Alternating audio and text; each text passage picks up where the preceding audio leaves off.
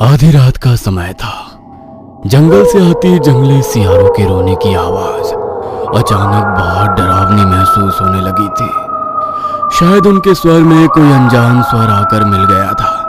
एक ऐसा डरावना स्वर जिसे सुनकर किसी की भी रूह कांप उठे। वो डरावनी आवाज सुनकर अपने कमरे में गहरी नींद में सो रही रोशनी अचानक चौंक कर उठ जाती है। आंख खुलते ही उसे अपने कमरे में अंधकार और दम घोटू धुआं फैला नजर आता है। रोशनी समझ नहीं पा रही थी कि ये धुआं अचानक कहां से आ गया है। तभी वहां पर कमरे में लगी लालटेन जल उठती है और धुंधली सी रोशनी के पार उसे एक आकृति नजर आती है जिसका आकार छत के लगभग बराबर था। भयानक चेहरा, सर पर सिंग और शरीर से टपकता काला चिपचिपा घिनौना पदार्थ जिसके कारण एक पल भी उसकी ओर देख पाना संभव नहीं लग रहा था। उस आकृति को अपने कमरे में खड़ा देखकर एक पल को रोशनी की भय से धड़कनें रुकने लगी थी। तभी उस डरावनी जीभ की आवाज कमरे में गूंज उठती है। बहुत खूबसूरत हो तुम, आ जाओ, मेरे पास आ जाओ। नहीं, मुझे छूना मत। छी, कौन हो तुम? बापू, बापू, बचाओ मुझे, बचाओ बापू। वो भयानक जीव रोशनी की तरफ बढ़ता है, लेकिन तभी रोशनी के चारों तरफ आग का गोला घेरा बन जाता है और जिन्न उसके अंदर प्रवेश नहीं कर पाता है।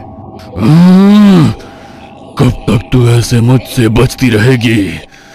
बहुत जल्दी तुझे अपने साथ ले जाऊंगा मैं। कोई नहीं बचा पाएगा तुझे मुझसे, कोई नहीं।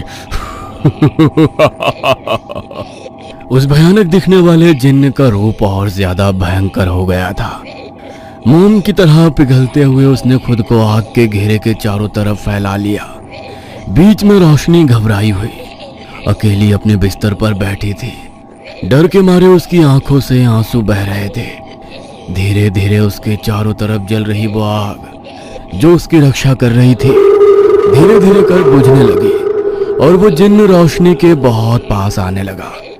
लेकिन जैसे ही उसने रोशनी को छूने की कोशिश की, वहां आग का एक भयंकर धमाका होता है और रोशनी की नींद टूट जाती है। ये सपना था, लेकिन ऐसा लग रहा है जैसे वो जो भी कुछ था बिल्कुल सच था। डर के मारे उसका पूरा शरीर पसीने से भीग गया था और सांसें तेज हो गई थी।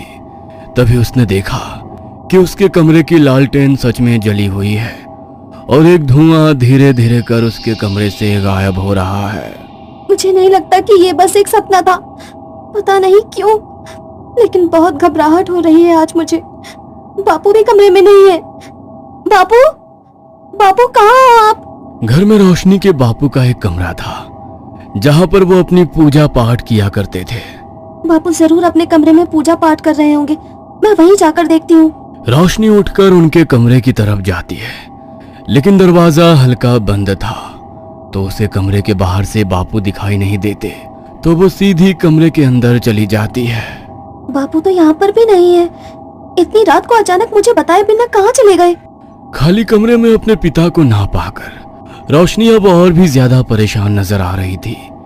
तभी रोशनी के पिता का शिष्य जो हमेशा उसके पिता के साथ उनके घर में ही रहता था, कमरे के अंदर आ गया। अरे तुम यहाँ क्या कर रही हो? गुरुजी ने मना किया था ना तुम्हें इस कमरे में आने को। मैं थोड़ी देर के लिए पानी पीने क्या गया, तुम अंदर आ गई। हाँ, मैं जानती हूँ कि बापू ने मुझे इस कमरे में आने के लिए मना किया है, लेकिन मैंने बहुत बुरा सपना देखा। ऐसा लग रहा है कि कुछ बहुत बुरा होने वाला है। मुझे बताओ बापू कहाँ पर हैं? अभी वो घर पर नहीं है, तुम जाओ और जाकर सो जाओ, जाओ। नहीं, तुम मुझे बताओ बापू कहाँ हैं? वो किसी मुसीबत में है ना? देखो, अगर तुमने मुझे नहीं बताया ना तो मैं खुद उन्हें ढूंढने के लिए घर से बाहर चली जाऊंगी। नहीं, वो बाहर नहीं है। तो फिर कहाँ है? ठीक है, मत बताओ, मैं जा रही हूँ, बाहर जाकर खुद ढूंढ लूंगी उन्हें। रुको, वो अपनी साधना के लिए गए हैं। आज अमावस्या का दिन है और आज तो वो शमशान। शमशान? क्या? इतनी रात को पिताजी शमशान में क्या कर रहे हैं? शमशान में कौन सी साधना होती है? अब तो मैं जानकर ही रहूंगी ये सब क्या चल रहा है। आज अमावस्या है ना, तो खास पूजा होती है शमशान में। तुम्हें बोला ना अंदर जाकर सो जाओ। अभी इसकी बात नहीं मानी तो ये मुझे बाहर जाने नहीं देगा। ठीक है, मैं अपने कमरे में जाकर सो रही हूँ। बापू आ जाएंगे तो मेरे कमरे में भेज देना। तुम दरवाजा बंद कर लो। रोशनी कमरे से बाहर निकल गई और उसके बापू के शिष्य ने कमरे का दरवाजा अंदर से बंद कर लिया। रोशनी ने बिना आवाज किए बाहर से दरवाजे की कुंडी लगा दी। वो इस तरह दबे पांव घर से निकली कि किसी को भनक भी नहीं हुई। आधी रात के पहर वो सीधी शमशान में पहुंची, जहां उसे दूर ही आग की लपटें दिखाई पड़ रही थी और पास ही में उसके पिता बैठे मंत्रों का जाप करते दिखाई दे रहे थे। उनके पास एक लड़की का मृत शरीर पड़ा था। हर तरफ खून ही खून फैला दिखाई दे रहा था और उसके पिता एक मानव खोपड़ी को रक्त से नहलाते हुए शैतानी हंसी हंस रहे थे। जमीन पर तंत्र मंत्र का सामान रखा देख और पिता को इस तरह हंसते देखकर रोशनी को समझते देर ना लगी कि वो कोई तांत्रिक क्रिया कर रहे हैं। बस कुछ दिन और ये खूनी खेल चलेगा। उसके बाद मैं मुक्त हो जाऊंगा हमेशा हमेशा के लिए। ये सब देखकर और अपने पिता की बातें सुनकर रोशनी के होश उड़ गए। ये सब क्या हो रहा है?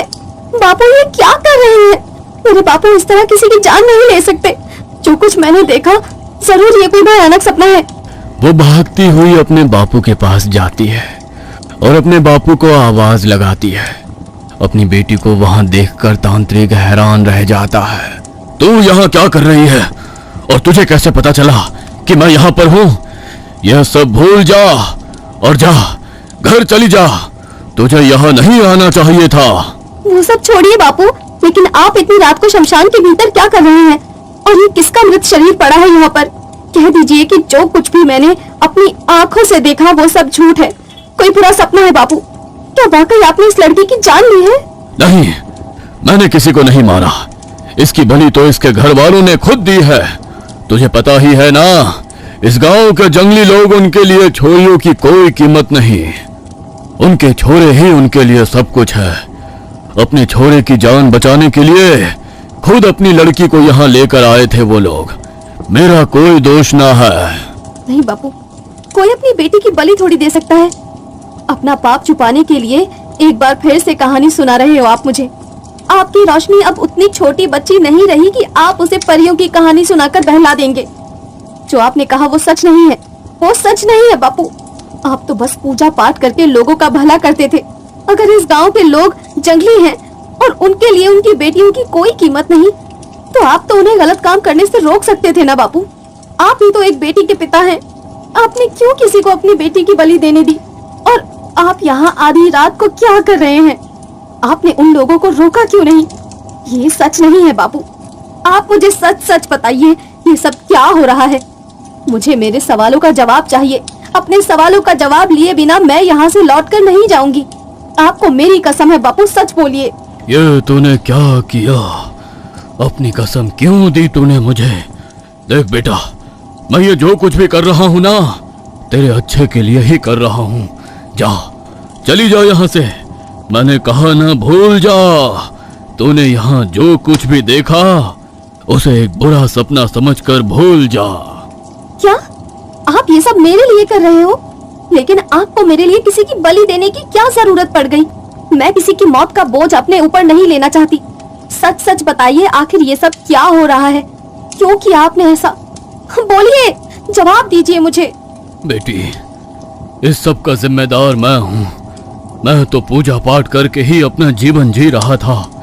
एक रोज सुबह के 4 बजे मैं जंगल में पूजा के लिए फूल फल वगैरह लेने गया था। दिन अभी निकला नहीं था, हर तरफ अंधेरा ही दिखाई दे रहा था। तभी मुझे एक साधु जैसा दिखने वाला आदमी एक पेड़ के नीचे बैठा दिखाई दिया, जो अकेले में अपने आप से कुछ बड़बड़ा रहा था। मुझे लगा कि शायद उन्हें मेरी मदद की जरूरत होगी, इसीलिए मैं उनकी तरफ बढ़ गया। बाबा, कौन है आप? आज से पहले तो आपको कभी इस जंगल में नहीं देखा। रास्ता भटक गए हैं क्या? भटका नहीं, अब तो मार्ग मिला है। मेरे पास वो शक्तियां हैं कि मैं आंख बंद करके वो काम कर सकता हूँ जो तुम खुली आंखों से नहीं कर सकते। आंखें बंद करके यहाँ बैठे बैठे तुम्हारा भूत भविष्य वर्तमान सब बता सकता हूँ।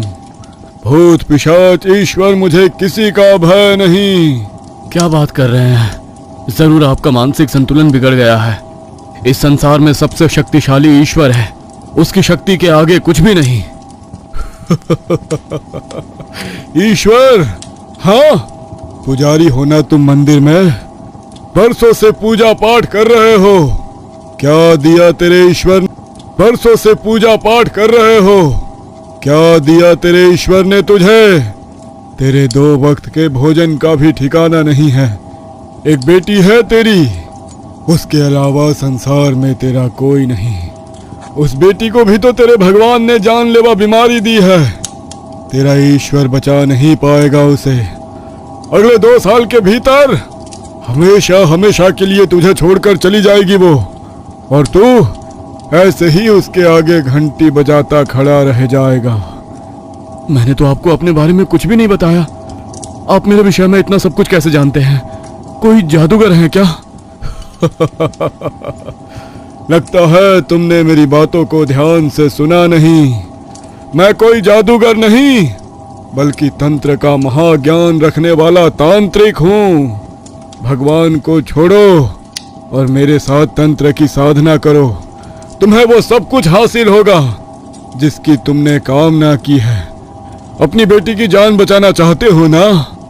तुम्हारी बीमारी का किसी भी वैद्य के पास कोई तोड़ नहीं मिल रहा था, इसलिए जब उसने तुम्हारी बीमारी को ठीक करने के बारे में कहा तो मैं उसकी बातों में आ गया और तंत्र साधना करने के लिए तैयार हो गया। उस साधु ने मुझे बताया कि उसने अपनी तंत्र विद्या से एक जिन्न को साथ रखा है और वो जिन्न अदृश्य रूप में 24 घंटे उसके साथ रहता है। उस जिन्न की मदद से ही वो किसी का भी भूत भविष्य वर्तमान चुटकियों में पता लगा सकता है और कुछ भी पा सकता है। जिन्न के पास ऐसी असीम शक्तियां हैं जिसकी मदद से कुछ भी संभव है। यहाँ तक कि उन्होंने मुझे आश्वासन दिलाया कि तुम्हारी बीमारी भी चुटकी बजाते ही सही हो सकती है। बस मैंने सोच लिया था कि अब मुझे भगवान की नहीं शैतान की पूजा करनी है। बाबा के सानिध्य में मैंने तंत्र साधना करना शुरू कर दिया। देर रात जब पूरा गांव सो जाता तो रात के 2 बजे मैं जंगल में जाकर उस बूढ़े से तंत्र की विद्या सीखता।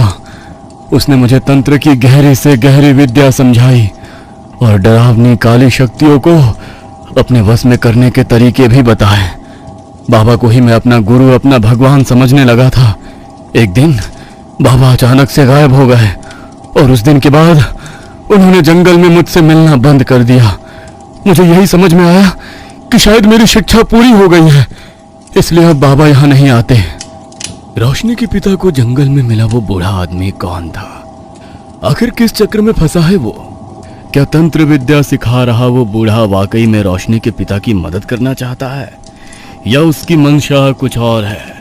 बिना कुछ कहे, बिना कुछ बताए अचानक से उसका गायब हो जाना, क्या इन सब के पीछे भी कोई गहरा राज है?